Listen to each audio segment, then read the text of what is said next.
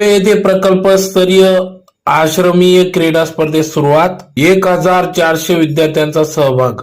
धुळे प्रकल्पातील आश्रमशाळांमध्ये आंतरराष्ट्रीय दर्जाचे काम सुरू असून या आश्रमशाळांमधील विद्यार्थी निश्चितच राज्यस्तरावर आपला नावलौकिक मिळवतील असे प्रतिपादन या कार्यक्रमाप्रसंगी आमदार तथा माजी मंत्री जयकुमार रावल यांनी व्यक्त केले. साक्री तालुक्यातील इंदवे येथे ज्ञान विकास मंडळ संचलित अनुदानित प्राथमिक माध्यमिक व उच्च माध्यमिक आदिवासी आश्रमशाळेत क्रांतीवीर भगवान बिरसा मुंडा गौरव जयंती जनजातीय दिवसानिमित्त एकात्मिक आदिवासी विकास प्रकल्प धुळे जिल्हा वार्षिक आदिवासी उपाययोजना अंतर्गत प्रकल्पस्तरीय आश्रमशाळा स्तरावर क्रीडा स्पर्धेचे उद्घाटन प्रसंगी यावेळेस आमदार जयकुमार रावल हे बोलत होते. आमदार मंजुळाताई गावित, जिल्हा परिषदेचे शिक्षण व आरोग्य सभापती महावीर सिंह रावल, माजी खासदार बापूसाहेब चौरे, सहाय्यक जिल्हाधिकारी तथा प्रकल्प अधिकारी तृप्ती दोळमिसे, जिल्हा परिषदेचे विरोधी पक्ष नेते तथा जेडपी सदस्य पोपटराव सोनवणे, परिवीक्षाधीन सहाय्यक जिल्हाधिकारी सत्यम गांधी, सहाय्यक प्रकल्प अधिकारी N D. Jangar, P K. Thackeray, B A. Awhad, Sakri panchayat समिती सभापती शांताराम कुवर, जिल्हा परिषद सदस्य पोपटराव सोनवणे, गोकुळ परदेशी दोंडाच्या बाजार समिती सभापती नारायण भाऊसाहेब पाटील, डॉक्टर नितीन सुरेंशी, ज्ञान विकास मंडळाचे उपाध्यक्ष अक्षय सोनवणे आदी सर्व पदाधिकारी या ठिकाणी उपस्थित होते. तर या कार्यक्रमाप्रसंगी मान्यवरांच्या हस्ते प्रकल्पस्तरीय आश्रमीय क्रीडा स्पर्धा भगवान बिरसा मुंडा क्रीडा नगरीचे उद्घाटन करण्यात आले. मशाल पेटवून स्पर्धेला प्रत्यक्षात सुरुवात करण्यात आली. मान्यवरांचे स्वागत ढोल ताशांच्या गजरात आदिवासी संस्कृती नृत्य करण्यात आले. आमदार श्रीमती गावित म्हणाल्या की धुळे प्रकल्पात गेल्या 1.5 वर्षापासून विद्यार्थ्यांच्या कलागुणांना वाव देण्यासाठी विविध स्पर्धा आयोजित केल्या जात आहेत. त्यासाठी प्रकल्प अधिकारी श्रीमती दोळमिसे यांनी बळ दिले असून त्यामुळे राज्यात धुळे प्रकल्पाचे नाव उंचावले आहे. यावेळी सहाय्यक जिल्हाधिकारी तथा प्रकल्प अधिकारी तृप्ती दोळमिसे यांनी सांगितले की धुळे प्रकल्पात 22 शासकीय आश्रमशाळेत 9,000 विद्यार्थी व अनुदानित 34 आश्रमशाळेत 18,500 विद्यार्थी शिक्षणाचा लाभ घेत आहेत. तालुका स्तरावर स्पर्धेमधून 1400 विद्यार्थी प्रकल्पस्तरीय क्रीडा स्पर्धेत निवड झाली असून आश्रमशाळेतील विद्यार्थ्यांच्या क्रीडा नैपुण्य विकासाच्या दृष्टीने शालेय विभाग स्तर व राज्यस्तरावर आयुक्तालयातर्फे क्रीडा स्पर्धा आयोजित करण्यात येत असतात. राज्यस्तरीय क्रीडा स्पर्धेत उत्कृष्ट खेळाडू यांना महाराष्ट्र शासनाचा विशेष गुणदान योजनेचा लाभ होत असतो. 2022-23 या वर्षातील प्रकल्पस्तरीय निवड होणाऱ्या क्रीडा स्पर्धेतील विद्यार्थ्यांना डिसेंबर 2022 मध्ये नाशिक येथे होणाऱ्या विभागीय क्रीडा स्पर्धेत सहभागी होता येणार असल्याचे यावेळेस त्यांनी सांगितले. तर या कार्यक्रमाप्रसंगी या ठिकाणी लीना ठाकरे, भूषण सोनवणे, विजय खैरनार यांनी सूत्रसंचालन केले. तर आभार प्राचार्य प्रवीण ठाकरे यांनी मानले. या ठिकाणी मोठ्या संख्येने स्पर्धक खेळाडू त्याचबरोबर मान्यवरांच्या उपस्थितीत सदर हा इंदवे येथील प्रकल्पस्तरीय आश्रमीय क्रीडा स्पर्धेचा उद्घाटन आज करण्यात आले.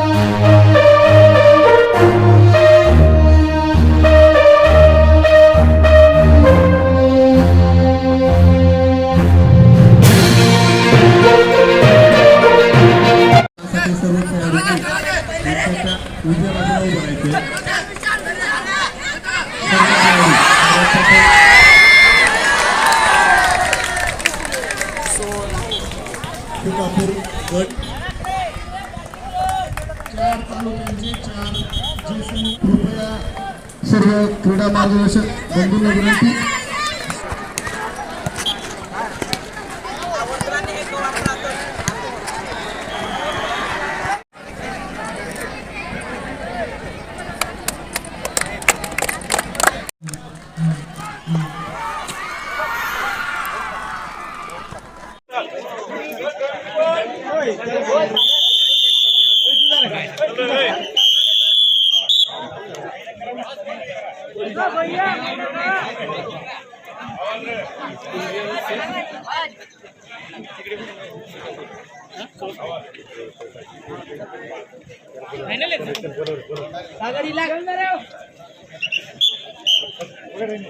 मागे सर का ग्राउंडच्या मागे सर मागे सर ग्राउंडच्या मागे सर इकडे सर इकडे मागे सर का मागे सर का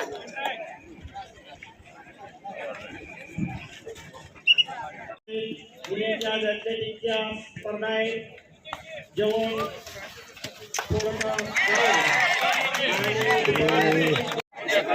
खाली घ्या खाली. हा पोपटराव कुठे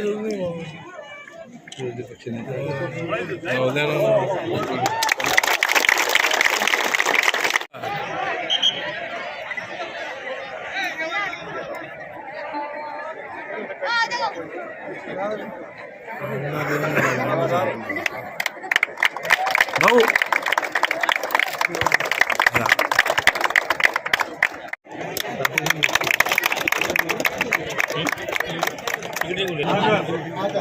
सही रे भाऊ एक मिनिट. भाऊ हा द्या. हा सर्व्हिस येते पोझिशन घ्या आले.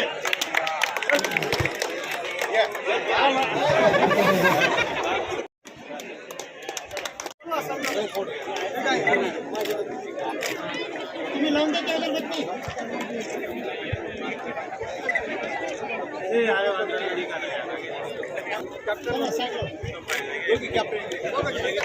हात खाली या. हात खाली या.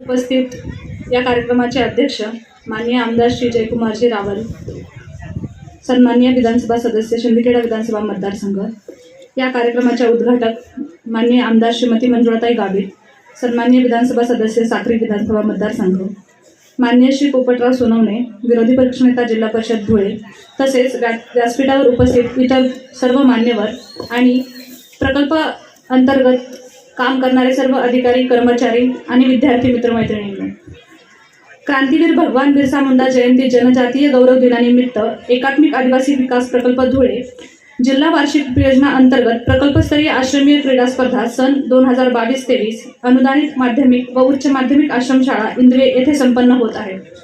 सदर क्रीडा स्पर्धांचे आयोजन दिनांक 19 व 20 नोव्हेंबर 2022 या दरम्यान केलेले आहे. यावर्षी सप्टेंबर 2022 या महिन्यामध्ये तालुकास्तरीय आश्रमीय क्रीडा स्पर्धा पार पडल्या होत्या. त्यात एकूण 4 गट समाविष्ट होते. साक्री तालुक्यातील सुकापूर ए गटातून 15 आश्रमशाळा, रोहोड बी गटातून 15 आश्रमशाळा, शिरपूर गटातून 13 आश्रमशाळा आणि धुळे शिंदखेडा संयुक्त गटातून 13 आश्रमशाळांनी तालुकास्तरीय स्पर्धेत खेळाडू विद्यार्थ्यांनी सहभाग घेतला होता. यापैकी सुकापूर ए गटाचे सामने पिंपळनेर येथे, रोहोड बी गटाचे सामने इंद्वे येथे, शिंदखेडा धुळे गटाचे सामने कुसुंबा येथे तर शिरपूर गटाचे सामने वाघाडे येथे संपन्न झाले होते. या 4ही गटातील सर्व खेळाडू विद्यार्थ्यांनी kabaddi, kho kho, volleyball, handball, relay इत्यादी सांघिक खेळात सहभाग घेतला होता. मागील वर्षापासून नव्याने सुरू करण्यात आलेल्या कॅरम व बुद्धिबळ या खेळांना धुळे प्रकल्पातून आश्रमीय क्रीडा स्पर्धांमध्ये प्रथमच समाविष्ट करून घेण्यात आले आहे आणि चालू वर्षी देखील तालुका स्तरापासून हे खेळ खेळण्यात आले आहेत. ॲथलेटिक क्रीडा प्रकारात 100 metre, 200 metre, 400 metre, 800 metre, 1500 metre, 3000 metre, 5000 metre हे विविध खेळाडू 14, 17 व 19 वयोगटानुसार तालुका स्तरावर खेळले आहेत. याप्रमाणे तालुका स्तरावरील विजेता व उपविजेता संघ 4ही गटातून आज आश्रमशाळा इंद्वे येथील भव्य क्रीडा नगरीमध्ये 1400 खेळाडू सांघिक व वैयक्तिक क्रीडा प्रकारात आपले अंगी असलेले गुण दाखवणार आहेत. 2 दिवस सुरू राहणाऱ्या या स्पर्धेसाठी आमच्या गुणी खेळाडू विद्यार्थ्यांना खेळ साहित्य किट व गणवेश किट इत्यादींचे वाटप करण्यात आलेले आहे. आदिवासी विकास विभागाअंतर्गत आदिवासी विद्यार्थ्यांना शिक्षणाची संधी उपलब्ध व्हावी याकरिता महाराष्ट्र शासनाने आश्रमशाळा सुरू केल्या आहेत. त्या अंतर्गत धुळे प्रकल्पात सध्या 22 शासकीय आश्रमशाळेत एकूण 9,000 विद्यार्थी व 34 अनुदानित आश्रमशाळेमध्ये एकूण 18,500 विद्यार्थी शिक्षणाचा लाभ घेत आहेत. त्यामुळे तालुकास्तरीय स्पर्धेतून एकूण 1400 विद्यार्थ्यांची प्रकल्पस्तरीय क्रीडा स्पर्धेत निवड झालेली आहे. याचा आम्हाला अभिमान वाटतो. सदर आश्रमशाळेतील विद्यार्थ्यांच्या कला व क्रीडा नैपुण्याच्या विकासाच्या दृष्टीने शालेय विभाग स्तर व राज्यस्तरावर माननीय आयुक्तालयाच्या वतीने क्रीडा स्पर्धा आयोजित करण्यात येतात. राज्यस्तरीय क्रीडा स्पर्धेमध्ये उत्कृष्ट खेळाडू यांना महाराष्ट्र शासनाचा विशेष गुणदान योजनेचा फायदा देखील होत असतो. सन 2022-23 या वर्षातील होणाऱ्या या प्रकल्पस्तरीय क्रीडा स्पर्धेतील निवड होणाऱ्या विद्यार्थ्यांना विभागीय क्रीडा स्पर्धेमध्ये माहे डिसेंबर 2022 रोजी नाशिक येथे खेळण्याची संधी मिळणार आहे. आपले आदिवासी विद्यार्थी हे काटक असतात व कोणत्याही गोष्टीची भयभीत बाळगणारे नसतात. अगदी आत्मविश्वासाने हे विद्यार्थी प्रगती करत असतात आणि त्यांच्या अंगी असलेले कलागुण दाखवत असतात. आणि या विद्यार्थ्यांना त्या प्रकारचे सुंदर व्यासपीठ आम्ही अशा प्रकारच्या क्रीडा स्पर्धांमधून निर्माण करत असतो, जेणेकरून या विद्यार्थ्यांचे संपन्न व्यक्तिमत्व निर्माण करता येईल. आणि खेळ हे असे माध्यम आहे ज्याद्वारे एकात्मतेची भावना जोपासली जाते. अशा प्रकारच्या क्रीडा स्पर्धांमधून डोंगरदऱ्यातून व दुर्गम ग्रामीण भागातून शिक्षणासाठी येणाऱ्या विद्यार्थ्यांना आत्मविश्वासाचे बळ प्राप्त होते. एकात्मिक आदिवासी विकास प्रकल्प धुळे या प्रकल्पाअंतर्गत आदिवासी समाज बांधवांसाठी करोनाच्या पहिल्या आणि दुसऱ्या लाटेदरम्यान महाराष्ट्र शासनातर्फे खावटी अनुदान योजना व खावटी किट योजना राबवण्यात आली होती. यामध्ये सर्व प्रकल्पस्तरीय अधिकारी कर्मचारी व शाळेतील अधिकारी कर्मचारी यांनी करोना काळामध्ये परिश्रम घेऊन खावटी योजनेअंतर्गत असणाऱ्या खावटी किटचे जवळपास जिल्ह्यातील 70,000 कुटुंबांना वाटप केले होते.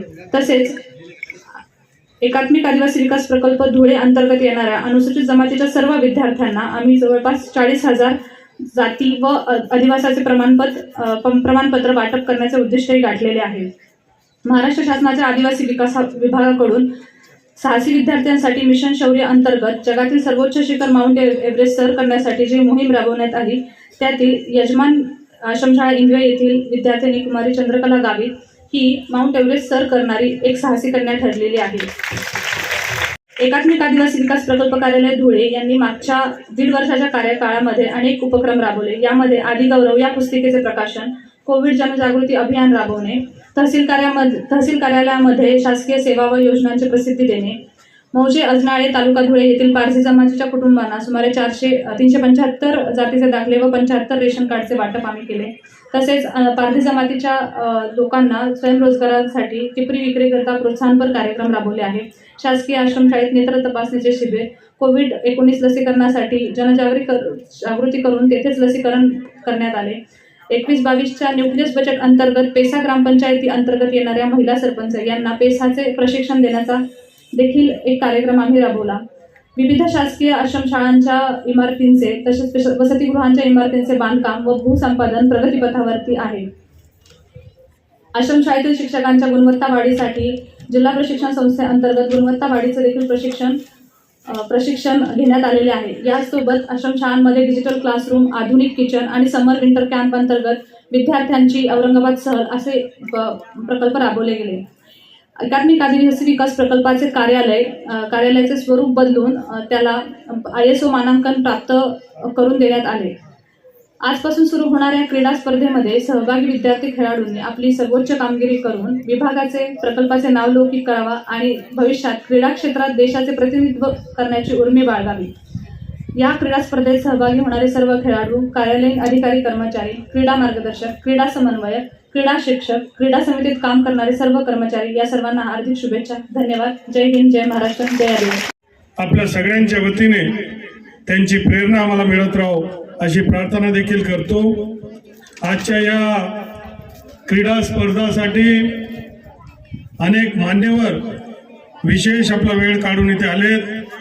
ते आमच्या भगिनी आणि आमच्या जुन्या सहकारी या विभागाच्या साक्री तालुक्याचे आमदार आणि ज्यांच्या हस्ते हा कार्यक्रम झाला अशा मंजुळाताई गावित, उपस्थित असलेले माजी खासदार आणि ज्येष्ठ नेते बापूसाहेब चौरे, जिल्ह्याचे अध्यक्ष श्री नारायण भाऊसाहेब, नुकतीच ज्यांच्याकडे या जिल्ह्याची शिक्षण आणि आरोग्य सभापती पदाची जबाबदारी मिळाली असे महावीर सिंगजी रावल, उपस्थित असलेले या संस्थेचे प्रमुख आणि विरोधी पक्षनेते आबासाहेब पोपटरावजी सोनवणे, आशाताई सोनवणे, उपस्थित असलेले एखादा कर्तव्यदक्ष अधिकारी असला तर अधिकाऱ्याच्या माध्यमातून योजना हा थेट तमाम जनतेपर्यंत राबवले जातात आणि केवळ स्तुती नाही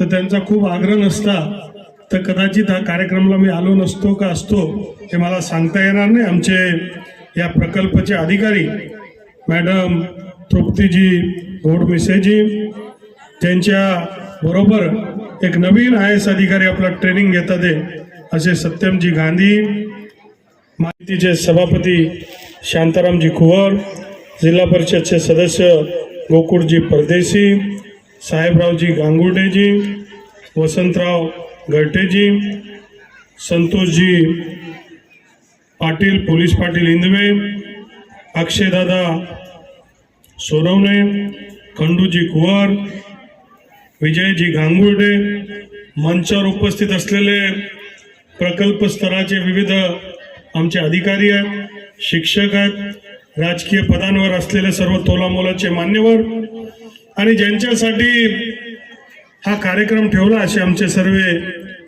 लिटिल स्टार, सुपरस्टार, आमचे सगळे जे विद्यार्थी बंधू आणि भगिनी, हॉस्टेलमध्ये राहिलेला विद्यार्थी आहे. आजच्या कार्यक्रमामध्ये तुमच्या मनामध्ये काय चाललंय हे मला त्याचं चांगली जाणीव आहे आणि म्हणून एखादं भाषण किती लांबावं, किती सांगावं हा जरी विषय असला तरी काही दोन गोष्टी युक्तीच्या आपल्याशी चर्चा केलीच पाहिजे. खरं तर पूर्ण भारत हे माननीय मोदी साहेबांच्या नेतृत्वाखाली बदलते आणि कधी काळी मागासलेला गरीब असं आपण नेहमीच म्हणत असायचो, कारण इंग्रजांनी आणि पाश्चिमात्य देशांनी नेहमीच आपल्या डोक्यामध्ये आपण कुठेतरी इन्फिरियर आहोत, कमी आहोत अशा प्रकारच्या मनामध्ये किंतु परंतु टाकला होता. परंतु ज्यावेळेस आपल्या देशाचं 75 वर्ष अमृत महोत्सव आपण साजरा करतोय, एक नवीन उत्साह, एक नवीन ऊर्जा, एक नवीन आत्मविश्वास घेऊन न्यू इंडियाची संकल्पना याला सुरुवात झाली आणि म्हणून आपल्याला दिसतंय की कधी काळी आश्रम शाळेचा कार्यक्रम हा जसा तसा जेमतेम व्हायचा, परंतु आज हा कुठल्याही इंटरनॅशनल स्कूल सारखा हा कार्यक्रम त्याच्यापेक्षा कमी नाही अशा प्रकारची व्यवस्था की त्यांचा ट्रॅकसूट असेल, त्यांची कॅप असेल, त्यांचं टी शर्ट असेल, असा सगळा आपला कार्यक्रम होतोय. आणि एक कार्यक्रम आमच्या पाहुण्यांसाठी सादर केला पण जगामध्ये काल परवाच मी TV पाहत होतो आणि तोच विषय हा जगामध्ये चालू आहे. जे जगाच्या बाबतीत चर्चा चालू आहे, जगामध्ये ज्या विषयाच्या बाबतीत चर्चा चालू आहे तीच आमच्या या दीनदयाल आश्रम शाळेमध्ये चालू आहे. याचा मला आनंद होतोय की आपल्याला माहिती आहे की एक 8 वर्षाची मणिपूरची मुलगी आहे, 8 वर्षाची मणिपूरची मुलगी आहे आणि तिचं नाव मी लिहिण्याचा प्रयत्न केला, मोठं अवघड नाव आहे तिचं, कांगू जान असं तिचं नाव आहे. आणि ती 8 वर्षाची मुलगी ज्यावेळेस जगाच्या मध्ये क्लायमेट चेंज बद्दल, झाडं, जंगल, पाणी याच्या बाबतीतली जगामध्ये चर्चा होते, तर मणिपूरची भारतातली मुलगी हिला एक प्रमुख अट्रॅक्शन म्हणून, तिथलं एक प्रवक्ता म्हणून, तिथलं एक ब्रँड अँबॅसेडर म्हणून ती मणिपूरची छोटीशी आपली आदिवासी मुलगी ही तिथपर्यंत स्पेनपर्यंत पोहोचली आणि जग ती जे म्हणतं त्याच्याकडे जग लक्ष देतं. अशा प्रकारची आमच्या मुलींनी, ही 8 वर्षाच्या मुलीने आपलं नाव केलंय आणि तो कार्यक्रम होता COP25. म्हणजे जगामध्ये सगळंच काय बदलतंय तर माणसाचा थोडा स्वार्थीपणा आहे. माणूस जी प्राणी किंवा माणूस जो आहे हा सर्वापेक्षा स्वार्थी प्राणी आहे.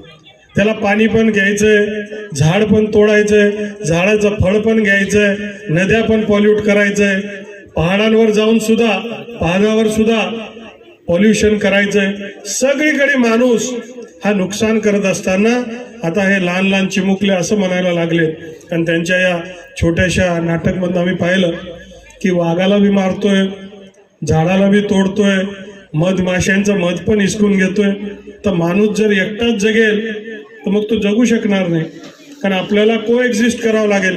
कारण जगामध्ये सगळेच जगले पाहिजे, त्याशिवाय आपण जगू शकणार नाही. आणि म्हणून माणसा रे माणसा, तू किती स्वार्थी आहे, तू सगळ्यांना जगू दे, एकटाच जगू नको, अशा प्रकारचा निरोप हा जगामध्ये सगळीकडनं येतोय. आणि तोच विचार तुम्ही आपण केलं पाहिजे.